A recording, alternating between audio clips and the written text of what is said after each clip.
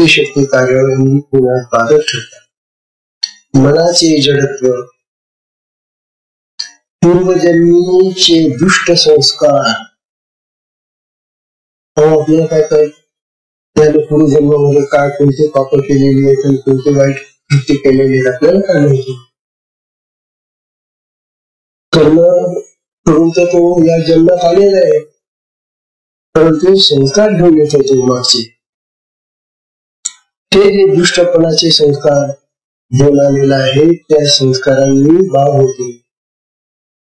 शक्यता अशा मनाच्या माणसामध्ये गणित शिकले. पूर्वजन्मीचे दुष्ट संस्कार, पाप, संशय, प्रमाद, आळस, चित्ताची अधिक चंचलता, विषयाकडची अधिक ओढ, अशुद्ध भूमी इत्यादी अनेक कारणामुळे पहिल्या दिवशी क्रियांचे अनुभव येत नाही. तेव्हा क्रियांचे अनुभव मिळण्यासाठी कितीतरी कारण येते. आपलं कुठलं कारण त्याचा अनुभव कसे क्रियाने होण्यासाठी कसं शक्य होते आणि म्हणून शक्तीला त्या कारणाला दूर करण्यासाठी वेळ. म्हणून पहिल्या दिवशी एखाद्या साधकाला क्रिया होत नाही झाल्या तरी अतिशय मंद होता. अशा वेळेला त्याने निराश होऊ नये. त्याने पुन्हा पुन्हा साधना करावी, बसावं पुन्हा दुसऱ्यांदा तिसऱ्यांदा असं. आता हे झालं नव्या साधकांचं. आता जे जुने साधक आहेत जुने शेतात आम्ही काय होईल काय होईल बस बघा. आता तुम्ही या घमेंडीत राहू नका की आम्ही फार दिवसापासून साधना घेतलेली आहे आणि आम्ही अनेक वर्षाचे जुने साधक आहोत. कालचे साधन त्याला काय म्हणाले आम्ही कधी साधना करून राहिलो. आता असे जे लोक आहेत त्यांच्या बाबतीमध्ये विचार करायचा आहे. जुन्या साधकांनी साधन करीत असताना अनेक प्रकारचे अडथळे आणि विघ्ने येतात.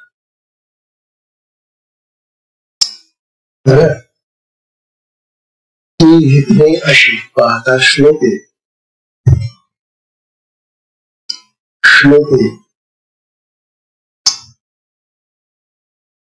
समाधौ क्रियमाणे तु विघ्ना आयन्ति वै बलात्. विघ्न आयन्ति वै बलात्. समाधीचा अभ्यास करत असताना आता ध्यान धारणा वगैरे करून आता समाधी करत चाललेला. अशा वेळेला सुद्धा विघ्न आयन्ति वै बलात्. विघ्न बलपूर्वक येणारच येतातच. विघ्न असं पाहत नाही की अरे आता हा समाधी लावते लावद्या समाधी. ती जी विघ्न आहेत ते अडथळे आहेत ते त्यावेळेला येतात. समाधीच्या वेळेला आता समाधी लागण्यापूर्वी त्याला अडथळा येतो. समाधी लागेल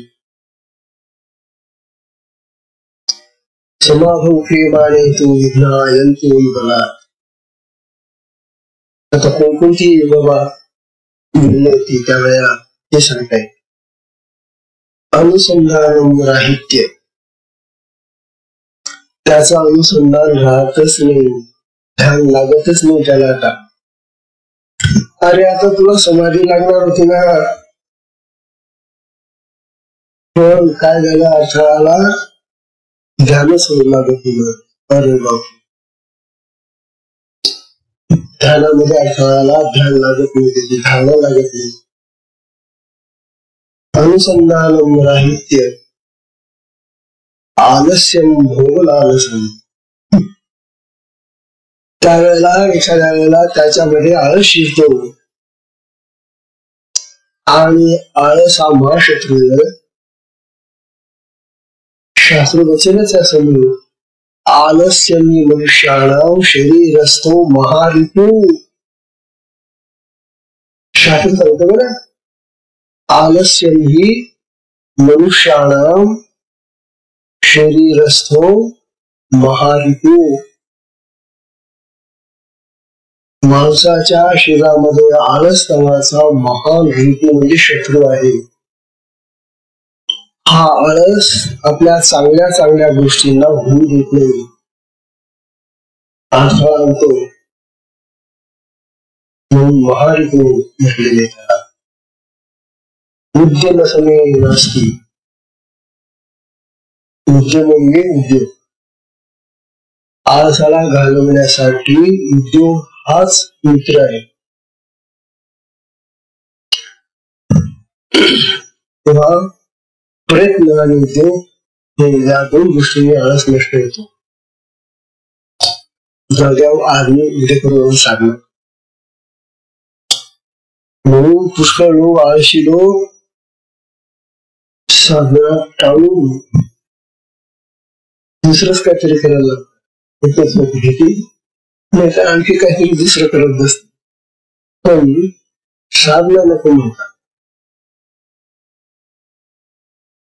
फार मोठा शत्रू आहे आणि हा शत्रू परमार्थाचा आहे काय, परंतु संसारात सुद्धा फार मोठा शत्रू आहे. जेव्हाचे काम तेव्हा करी. जेव्हाचं काम तेव्हाच करायला पाहिजे. उद्यावर ढकलायचं नाही, कारण उद्या येईलच कशावरून. म्हणतो आज उद्या करून टाका द्या का तो उद्यावाला. उद्या पाहिलाय का, येणार आहे का उद्या. म्हणून जेव्हाचं काम तेव्हाच व्हायला लागेल. हे संसाराचे तत्व आहे आनंद घालवण्याचं. तेव्हा अनुसंधान राहित्य आलस्यम भोग लालसा. आळस येतो आणि भोग लालसा. आता ह्या भोगाच्या लालसा म्हणजे आपली जी पंचेंद्रिय आहे त्यांचे भोग असतात. एखादा खाण्याची इच्छा तयार होती, अवघड थोडं खाऊन द्या, मग बघू आपण. अरे तू आता साधनेला बसलेला आहे, आसन घेतलं, आसन टाकलं, आता साधनेला बसणार होता, तेवढ्या तुला कशी आठवण आली खाण्याची. म्हणून तुझं काय केलंय ना, तुझे चांगले लाडू वगैरे त्याला चांगल्याला आठवण येते खाण्याची. भोग लालसा. आणि एकदा का तू त्या भोग लालसेत अडकला, खायला लागला, इथलं साधन गेलं. अशा तऱ्हेनं भोगाची लालसा आढळून येते साधनेच्या मार्गामध्ये. साधन देत नाही ती लालसा. वास्तविक लालसा कसली असली पाहिजे साधनेची. माझी साधना व्हायला पाहिजे, लावून कशी असं म्हणायला पाहिजे त्याने. पण ती भोग लालसा प्रबल असते आणि ती प्रबल भोग लालसा त्याला साधना करू देते. म्हणून भोग लालसा ही एक फार मोठी विधी आहे साधनेवर. त्यानंतर लय तमश्च विक्षेपो रसास्वादश्च शून्यता. इसी सांगितले, इसी अर्थाने सांगितले. लय. लय म्हणजे काय, विलीन होऊन जाणं. आपल्या मनामध्ये जी आता साधनेची मुरमी उठलेली आहे, मला आता साधना करायची हो, ती मुरमी झिरून जाते. लय. अरे काय झालं मग, तू आता साधना करायला बसणार होता ना, आखरी इच्छा होती. अरे इतक्यात तुला इच्छा झाली आणि तू म्हणाला की मला आता साधना करायची आहे, आणि लगेच इच्छा बदलून गेली तुझी. ही जी इच्छा मुरमी त्याला म्हणतात, ही जी निर्माण होते, एखादी लाट निर्माण झाली की जशी नाहीशी होऊन जाते. त्याप्रमाणे या माणसाच्या अंतःकरणामध्ये साधनेची उर्मी उठते, पण कोणता विक्षेप येतो, कोणता अर्थ आहे ते कोणास ती पुन्हा जिरून जाते, बसून नाही होऊन जाते, विलीन होऊन जाते. आणि ती उर्मी विलीन झाली की मग तो बसू शकत नाही साधनेला. प्रत्यक्षात किंवा हा जो लय नावाचा प्रकारे अडथळ्याचा हा विचित्र तमश्च. तम म्हणजे अंधार, तम म्हणजे अज्ञान. हे अज्ञान अडवायचं, अंधार अडवायचं त्यावेळेला. अज्ञानामुळे पुष्कळ वेळेला आपण साधनेतला चांगला गुण आपल्याला आता पुढे प्राप्त होणारा अवस्थेचा भाग आहे तो गमावून बसतो. अज्ञान पण माहिती नसतं आपल्याला की ते पुढे जे आपल्याला जी अवस्था आता प्राप्त होणार आहे त्या अवस्थेला काय प्राप्त होईल आपल्याला ते माहिती नसल्यामुळे अज्ञानामुळे ती अवस्था आम्ही गमावून बसतो. तमश्च विक्षेप. विक्षेप म्हणजे संशय. जे त्याला पूर्वी आता वाटत होतं त्याच्याबद्दलच त्याला आता संशय निर्माण, शंका निर्माण झालेली, विक्षेप आलेला, चित्तामध्ये उलट स्थिती झालेली. क्षपण क्रिया त्याची बंद होऊन विक्षेपाची क्रिया सुरू झालेली. त्यानंतर रसस्वाद.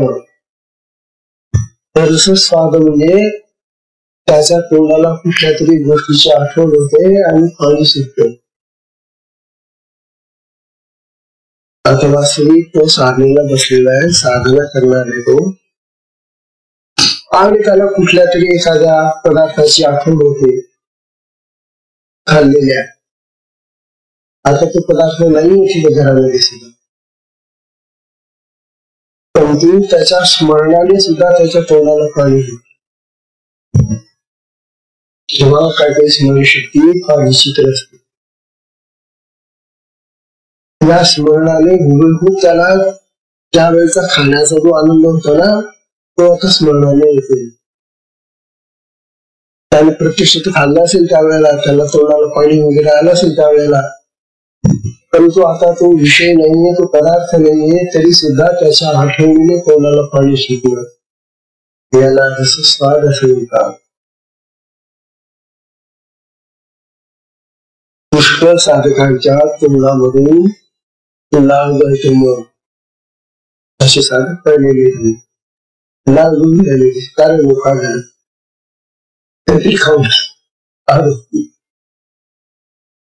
तेव्हा अशा तऱ्हेनं रसस्वादाचा हा अर्थ आहे.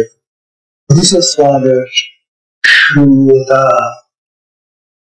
शून्यता म्हणजे अंधार, पूर्ण शून्य,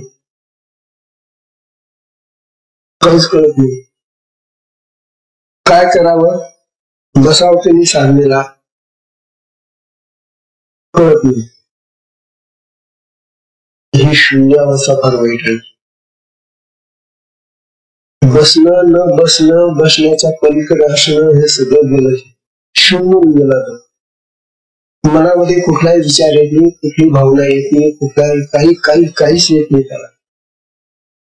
असं मन शून्याकार होऊन झालं, हा फार मोठा अर्थ आहे. कसं साधन करेल. लयस्तमश्य विक्षेपो रसस्वादश्य शून्यता एवं यद्विघ्न बाहुल्यं त्याज्यं ब्रह्मविदो शनि. ब्रह्मविदो शनि त्याज्यं. ज्याला ब्रह्मविद व्हायचंय, ब्रह्म स्वरूप जाणून घ्यायचंय, आत्मस्वरूप जाणायचं आहे, अशा साधकाने या सगळ्या विघ्नांना हाकलून लावलं पाहिजे, नष्ट केलं पाहिजे. विघ्नांचा धुवा उडवला पाहिजे, विघ्न नष्ट केली पाहिजे, नाहीतर ही विघ्न तुमच्या आमच्या साधनेच्या आडून आमची साधना होईल होती.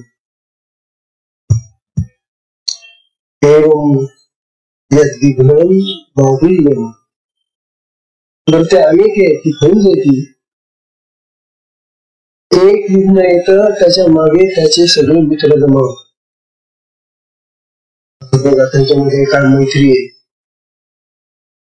एक विघ्न यायला लागलं की त्याच्या बरोबर अनेक विघ्नांना ते उडून आणतो. म्हणून एक विघ्न ते म्हणतात मिनी जात्रेत सगळं माझ्या बरोबर सगळे मिळण्याचा हाण करू आणि सगळे मिळून ते आपल्याला हल्ला करतात. म्हणून ते एकटं एक नाही विघ्न कारणाला अनेकता असाच प्रकारे हा अनेक प्रकारची कारण असतात त्याच्यामध्ये. आणि मग त्यावेळेला अनेक विघ्न जेव्हा उभी राहतात आपल्या पुढे त्यावेळेला ते साधक गांगरून जातो काय करू आणि साधना सोडून बसतो.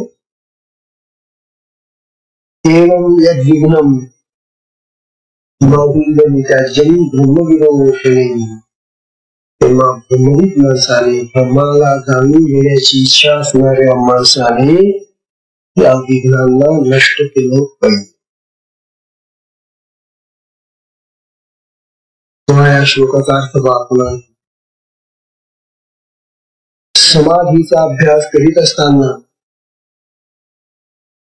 बलपूर्वक जी विघ्ने येतात ती अशी आहे.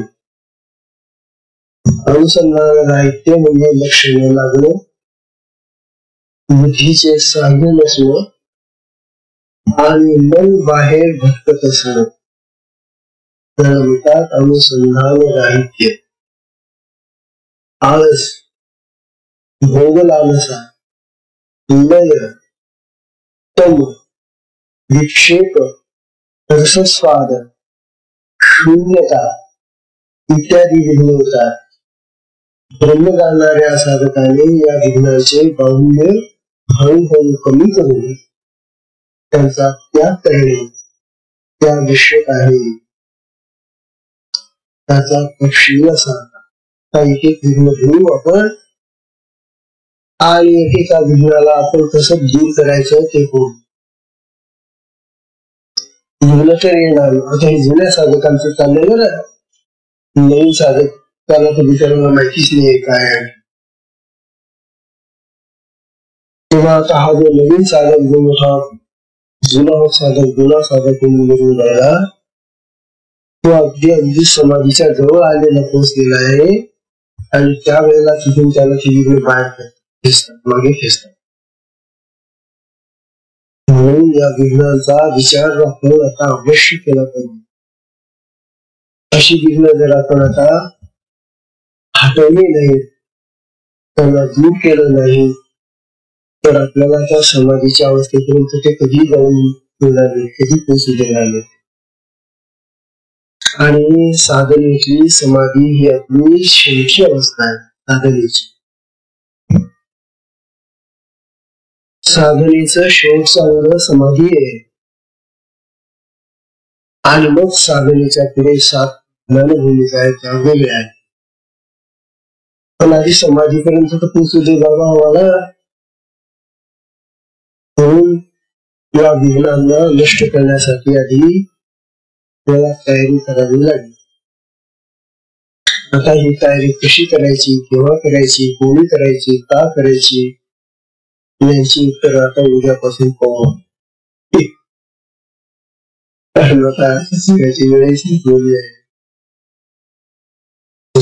विश्राम देऊ.